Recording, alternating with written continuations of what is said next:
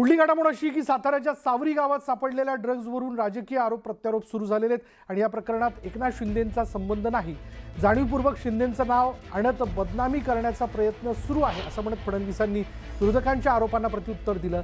तर विरोधकांकडून दिशाभूल करण्याचा प्रयत्न सुरू आहे असं देखील मुख्यमंत्री म्हणाले। मुंबई पोलिसांनी टाकलेल्या धाडीमध्ये 45 किलो ड्रग्जचा साठा सापडला होता। या प्रकरणी कोट्यवधींचा ड्रग्ज जप्त करण्यात आलं होतं। या प्रकरणाचा संबंध आता उपमुख्यमंत्री एकनाथ शिंदेंच्या भावाशी जोडत सुषमा अंधारेंनी गंभीर आरोप केले।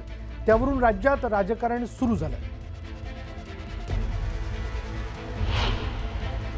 पहिल्यांदा तर मी पोलीस विभागाचं अभिनंदन करतो की हा जो काही त्या ठिकाणी धंदा चालला होता तो पूर्णपणे त्याचा पर्दाफाश करून आणि त्याच्यावर मोठी कारवाई पोलिसांनी केली आहे। या संपूर्ण प्रकरणामध्ये जाणीवपूर्वक राजकीय दृष्ट्या कुठेतरी उपमुख्यमंत्री एकनाथराव शिंदेजींचं नाव आणण्याचा जो प्रयत्न चाललेला आहे तो चुकीचा आहे, तो निषेधार्ह आहे।